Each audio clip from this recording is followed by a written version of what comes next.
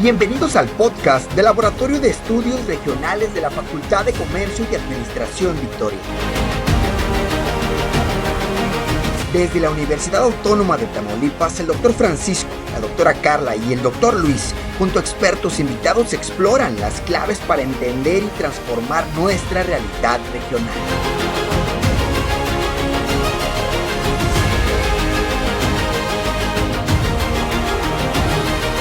Únete a nosotros en cada episodio mientras descubrimos los desafíos y las oportunidades de la economía para construir un futuro mejor.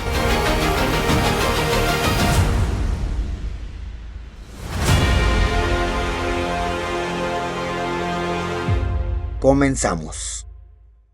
Hola, buenas tardes. Estamos aquí en una emisión más del podcast que pertenece al Laboratorio de Estudios Regionales. Nos acompaña nuestro líder, el doctor Francisco García, y la doctora Luz Adriana Orozco como invitada especial. Doctor Francisco. Buenas tardes, doctora Carla. Buenas tardes, doctora Luz Adriana. Un gusto tenerla aquí por primera vez en el podcast del Laboratorio de Estudios Regionales, siguiendo un poco el guión que estamos siguiendo en los diferentes podcasts. Luz Adriana, por favor, ¿puedes decirnos un poco tu currículum?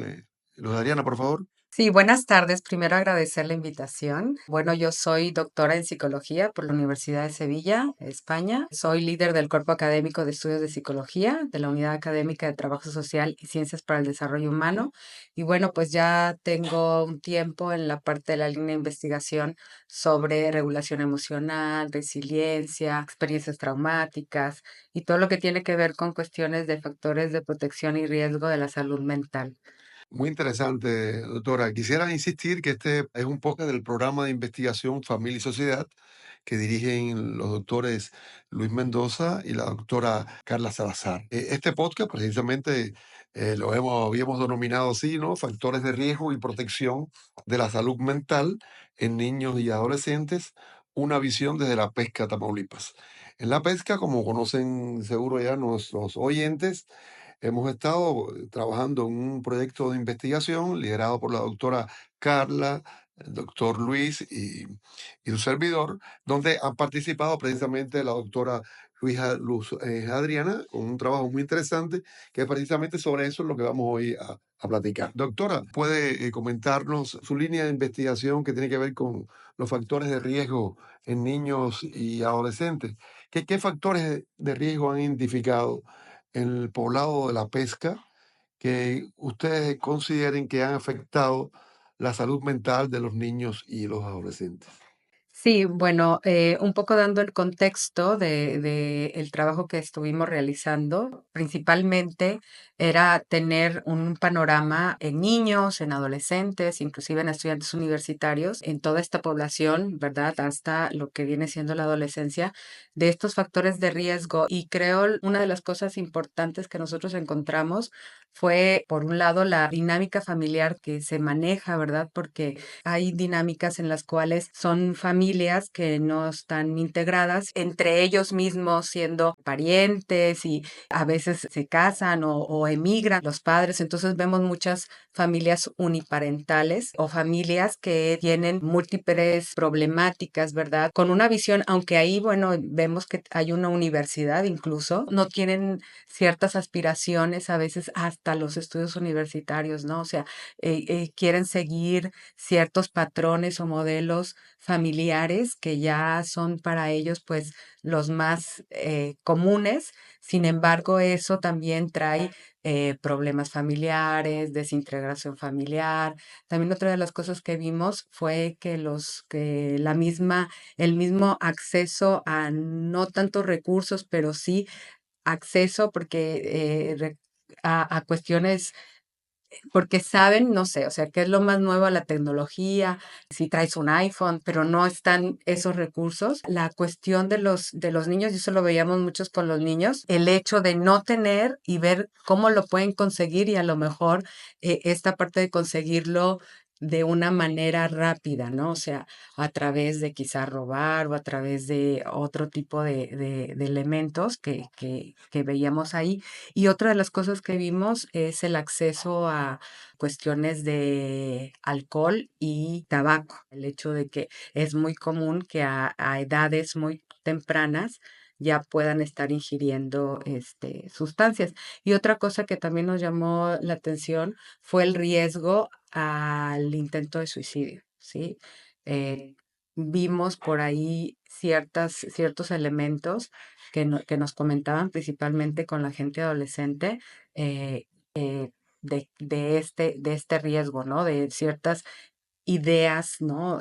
Suicidas que traían los adolescentes, e incluso nosotros trabajamos algunos talleres para la cuestión de la prevención, ¿no? Cómo los maestros pueden identificar este tipo de ideación, porque todo eso comienza con una ideación suicida, y qué estrategias pueden emplear en el aula, ¿no? Y yo creo que eso tiene que ver mucho con esta desintegración, ¿no? Y poco acceso a los recursos que les hace como tener una expectativa alta, pero viendo su realidad, pues eso creo que está generando también mucha frustración, ¿no? Doctora, muy interesante lo que nos plantea. Con la doctora Carla hemos asistido, estado en la pesca y hemos estado precisamente asistiendo a ese proceso que tú acabas de describir, ¿no? Hay un contexto que me parece que es lo que está determinando esas situaciones de riesgo, ¿no? Que es las condiciones de precariedad, de pobreza en la que vive una parte importante de la población, de esa población, que lo vimos en las comunidades que están un poco, están en una zona marginal y que incluso en las escuelas se percibe por el trabajo que vinimos, que estamos, hemos estado asistiendo y viendo desde allí, tema de pobreza, también del acceso limitado a los recursos que hay precisamente en esas escuelas y que ya no es un proceso actual, ¿no? Por eso que viene acumulado durante el tiempo, ¿no? Y que precisamente un trabajo como el que has venido haciendo tú y otros compañeros, ¿no? ¿De qué manera se pueden, es decir, proteger la salud? ¿Qué factores de protección, por ejemplo, qué papel puede jugar la familia, perdón, el apoyo comunitario? ¿Qué otro tipo de actividades recreativas otro tipo de actividades que se pueden construir, elaborar para poder un poco atender esa situación, ¿no? Fíjate, dentro de los resultados que nosotros encontramos, parte fue medir la cuestión de la resiliencia, o sea, tanto factores internos de resiliencia como factores externos, y realmente nos encontramos que tanto niños, adolescentes como universitarios tienen un nivel de resiliencia bueno, o sea, su nivel de resiliencia no es algo bajo, y yo creo que tiene que ver con esta situación de haber vivido diferentes experiencias y haber sacado recursos internos personales. Nos dimos cuenta que los recursos internos son más altos que los del apoyo social, o sea, es decir, los que tienen que ver con lo externo es mucho más bajo que lo que ya pueden traer los niños, los adolescentes o los universitarios como personales, y que estos van disminuyendo a medida que van creciendo. Es decir, los niños tienen más recursos internos de resiliencia y los estudiantes universitarios tienen menos. Y eso, digamos, una hipótesis podría ser el propio contexto, ¿no? Porque los mismos factores externos que viene siendo el apoyo de la familia, el apoyo de la comunidad, el apoyo de que entre ellos como comunidad, ¿verdad? Estén generando recursos para sí mismos.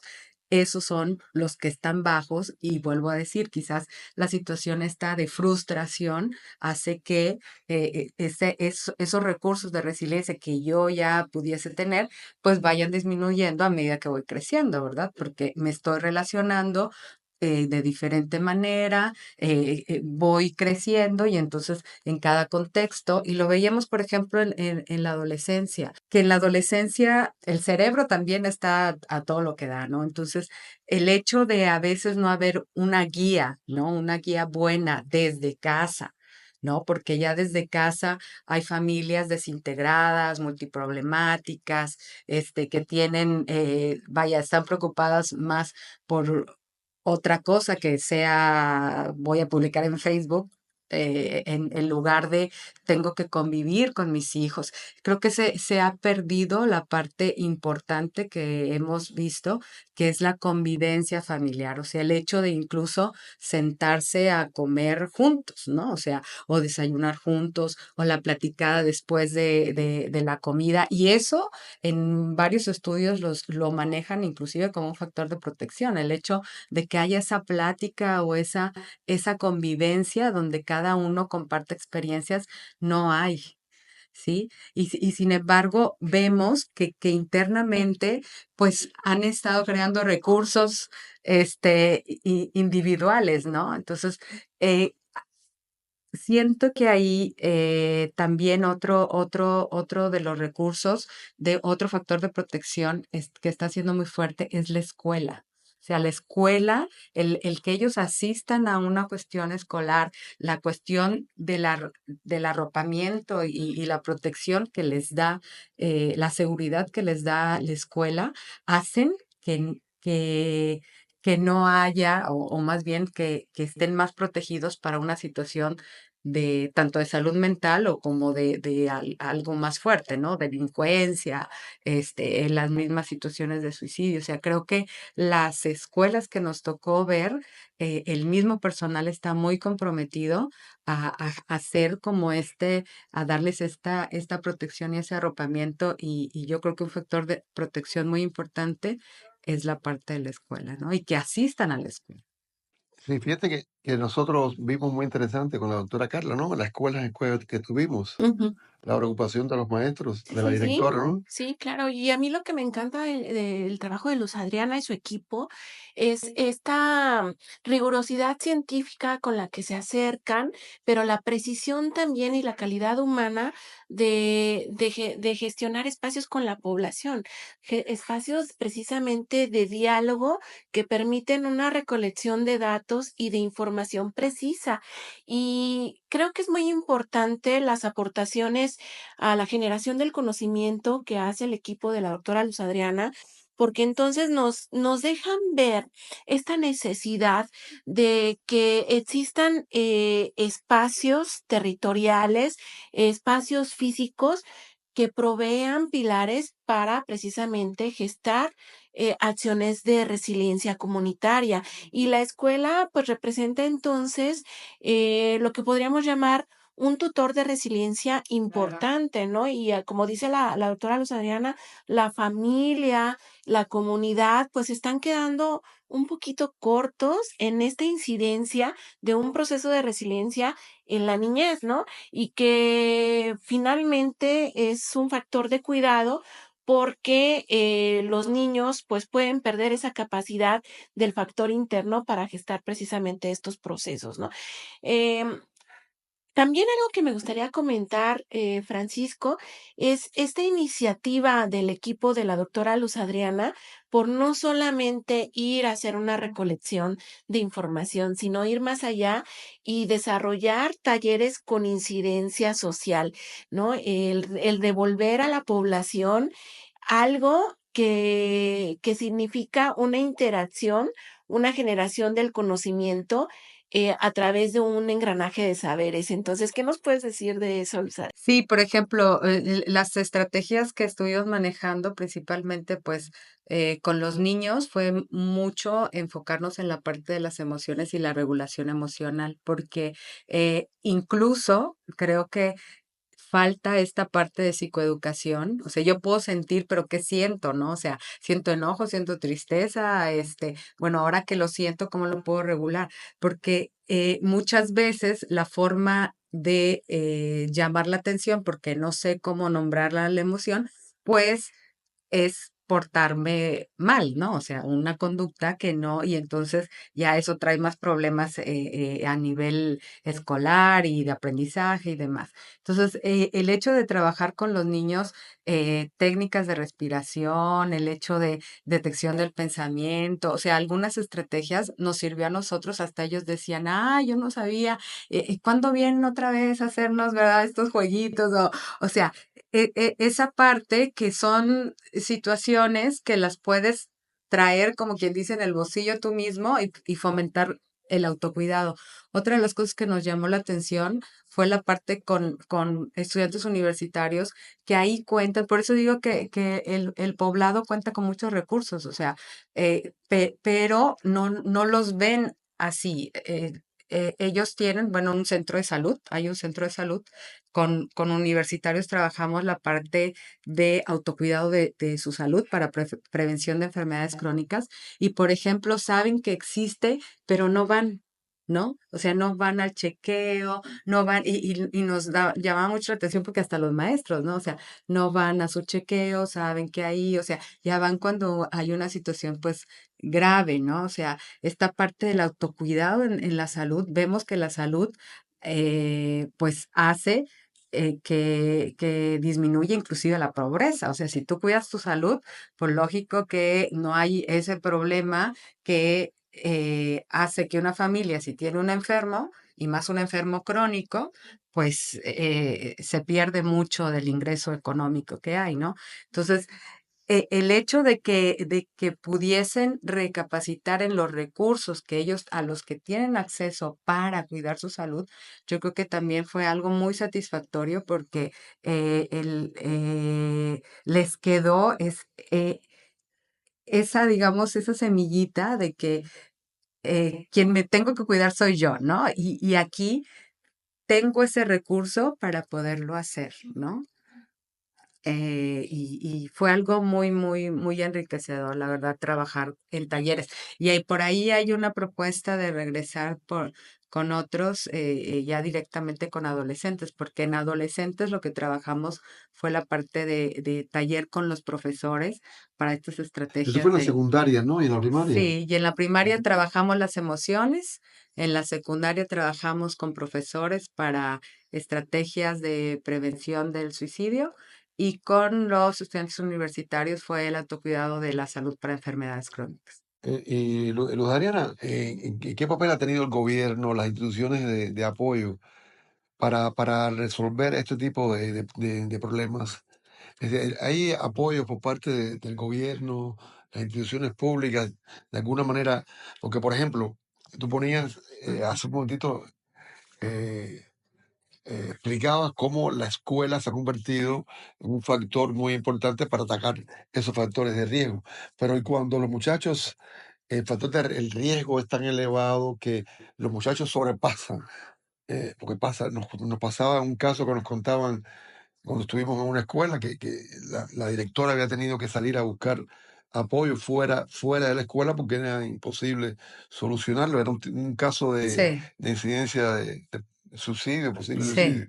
Entonces, en este caso, las instituciones de apoyo se puede ir a apoyarse en el gobierno, o hay algún tipo de institución que pueda, en este caso, lo encontraron. Fíjate que no, ahí creo, y sí, creo que ha sido más las personas responsables de las escuelas las que han, ¿no? Las que han, y yo siento que muchos de los programas, por ejemplo, en salud, en educación, todas estas campañas y programas que se hacen, porque sí se hacen, nosotros lo vemos aquí en la comunidad, aquí en Ciudad Victoria, que ya se hizo la campaña de educación no sé qué, ah, no llegan a esos lugares. O sea, no llegan a esos lugares o a veces lo siento que es como, se tiene que hacer esta plática, la hacemos, pero a lo mejor no hay un diagnóstico. Yo creo que toda esta información que se ha visto y que se tiene que divulgar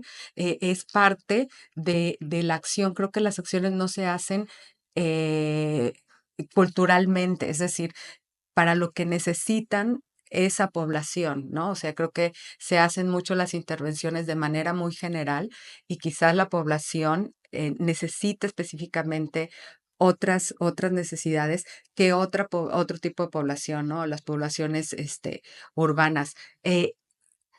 Y eso tiene que ver mucho con que quizás de parte de los programas no se accede a este tipo de territorios, ¿no? O sea, Mm. y que es algo muy importante. Por eso la divulgación, pues, es importante para que prender los foquitos rojos de las instituciones, ¿verdad? Es muy interesante este trabajo. Recuerda cuando fuimos a Enramada, que es un lugar incluso mucho más alejado. Sería interesante ese trabajo con la salud mental de los adolescentes, llevarlo a otros lugares donde probablemente aún no ha llegado, ¿no? Así Eh, es, a mí lo que me parece plausible del trabajo del equipo de Luz sí, Adriana es que, sea en territorio, o sea, que sea donde realmente se siente la necesidad, ¿no? Es decir, podemos hacer investigaciones en ciudades grandes, en como la, ciudades, económicamente quizás más importantes, pero estamos dejando de lado toda esta periferia, cosa que no se hizo con este proyecto de investigación y con estas iniciativas del equipo de Luz Adriana de irse a territorio, de recoger esos sentires de una población que está aislada, ¿no? Que Ujú. está aislada en este siglo, ¿no? Y vamos, o sea, y que no es una cuestión como un resultado de pospandemia, ¿no? Sino que es un aislamiento por una cuestión, O sea, de acceso, ¿no? O sea, ajá, y socioeconómica, ¿no? Ujú. es decir, fíjate que tan importante este tema de tu trabajo, ¿no? Que lo estamos viendo ahorita para la pesca, ¿no? Pero me imagino que has trabajado en otros proyectos, de que puedes contarnos sí, algo bueno, de tu ya tenemos tiempo trabajando, ¿verdad? Toda esta parte de factores protectores en la parte de resiliencia, tanto en adolescentes como en niños. Y por ejemplo, hemos trabajado con comunidades de aquí, ¿no? De la periferia, y todos tienen que ver es decir, el acceso al recurso, ¿no? O sea, creo que se van más, ¿no? Por las poblaciones, vuelvo a repetir, todos estos programas se van a las poblaciones, no sé, se organiza en una secundaria no sé, una jornada de la salud mental y los chicos van y sí, pero los de que ya están muy en la periferia, o sea, no acceden a esos programas, entonces a ellos les llega, pues, voy a decir así como una partecita, una mínima partecita, y pues más o menos, hay, ¿no? Y entonces creo que es la vulnerabilidad, ¿no? O sea, porque a lo mejor hay apoyos, porque sí hay apoyos económicos en muchos programas institucionales, pero ¿qué hago? O sea, ¿ahora qué voy a hacer si tengo esta cuestión? Yo creo que falta mucha psicoeducación, ¿no? Porque puedo tener el recurso, pero pues ese recurso se puede gastar en un día, ¿verdad? O sea, y no esta parte de realmente psicoeducar. Nosotros vimos que los niños y adolescentes están ávidos de saber, o sea, de conocer y de conocer no tanto en lo material, sino, o sea, dime esto, ¿cómo se llama esto? ¿Qué es esta? ¿Verdad? Yo me siento así, o sea, ¿por qué me estoy sintiendo así? Esa información y no la pantalla, ¿no? Porque pueden conocer que el influencer y que ay, que el programa tal, ¿no? Pero realmente una información que tengan el conocimiento. El conocimiento, pues, ayuda a muchas cosas, ¿sí? Y a veces una conferencia, una plática, vivencial, ¿no? Experiencial, pues, va a servir más que leer una hoja, ¿no? Que Ujú. cierto, estamos acostumbrados tremendo. a dar el tríptico, ¿verdad? Pues, la verdad, pues, a veces ni se ¿Cómo, lee. cómo probablemente ha evolucionado esta disciplina, esta línea de investigación tuya, ¿no? Porque, es decir, el tema del salto tecnológico en los últimos 15, 20 años, con el tema de la difusión de la tecnología de información, y no tanto las TIC como las redes sociales, ahora una nueva salto tecnológico con la inteligencia artificial, la salud mental de los adolescentes es muy vulnerable, pienso, a todos Claro. estos cambios tecnológicos. Tu trabajo ahí va a estar muy, muy pendiente de todo esto, ¿no? Sí, sí, ¿Ah? sí, incluso lo vemos porque en otro estudio que hacíamos igual de resiliencia, viendo esta parte de los factores internos de protección, nos llamaba mucho la atención que cuando le preguntábamos a los niños a través de dibujos, cosas de mi casa que me hacen bien, pues podríamos, digamos que la literatura lo ideal sería mi mamá, mi Sí, papá, el gato, ¿verdad? No, mi celular, el iPad, Ay. la tele, ¿verdad? O sea, un cambio. todos Sí, cuestiones materiales, ¿no? ajá, Entonces, ¿dónde se parte este factor interno importante que es ujú, el ujú, pertenecer a un ujú, grupo, ¿no? ujú. Sí, fíjate que en las sociedades más avanzadas ya se han dado cuenta de eso. Es decir, los países Claro. desarrollados y están protegiendo a la infancia de ese impacto tecnológico. Es decir, es tremendo. Me decía un amigo, es decir, la involución que va a tener el mundo dentro de 30 o 40 años cuando estos adolescentes sean adultos, ¿no? Claro, pues ya se nos están cobrando facturas, ¿no, Francisco? Sociales, en el sentido de tener a una humanidad más de 8 horas sentadas, ¿no? El incremento de la obesidad, el incremento de enfermedades La crónicas, ¿no? salud mental Entonces, deteriorada. fíjate que a mí me gusta mucho lo que dice Luz Adriana, ¿no? De esta necesidad de divulgar los resultados de un clúster científico, de un cuerpo académico que ya tiene una experiencia, una avanzada en este tipo de estudios, pues puede generar también esfuerzos transdisciplinarios, ¿no? Finalmente, el diálogo siempre genera conocimiento, pero el trabajo transdisciplinario pues orienta a una incidencia social, ¿no? A mí me parece muy interesante. Para terminar, Luz Ariana, que de alguna manera ya hemos platicado de hacia dónde va esto, ¿no? Y cómo tu trabajo y tu línea de investigación, tus intereses investigativos son una línea no solamente no emergente, ya está aquí, ¿no? Es muy presente, ¿no? ¿No? Si quieres decir algo para Sí, concluir, por y favor. fíjate, algo que nos hemos dado cuenta y yo creo que es algo muy importante, yo creo que la comunidad, todos, pensamos que la salud mental, o bueno, es hacia afuera, ¿no? O sea, Mm. hacia que tengo no sé, una buena pareja, dinero para poder, o sea, siempre hay un locus de control externo. Entonces, el poder trabajar desde adentro, o sea, principalmente la parte del autocuidado, o sea, tú eres responsable de cuidarte, de cuidar tu salud mental, de cuidar, porque hasta lo que consumes, o sea, escuchando, ¿verdad? A las personas, si tú estás en un ambiente donde las personas están queje y queje y queje, pues estás escuchando ese ambiente y pues lógico, pues te estás contaminando de esta situación, ¿no? Entonces, creo que hay mucho trabajo por hacer para enseñarnos todos, ¿verdad? Que como un derecho humano es el autocuidado y los responsables pues somos nosotros mismos. Muy interesante, doctora Luz Ariana. Doctora Carla, si quiere decir algo para No, también yo estoy cerrar. encantada, encantada, la verdad, leyendo los trabajos de este equipo, y pues yo, lo que me encantaría compartir con la audiencia, Francisco, es que se acerquen, que conozcan, y también a los colegas, ¿no? Que se den la oportunidad de generar trabajos transdisciplinarios con este cuerpo académico que hace un trabajo muy, muy interesante y pues eso sería, ¿no? Una invitación a ampliar el trabajo transdisciplinar. Muchísimas gracias. Solamente una preocupación, un interés.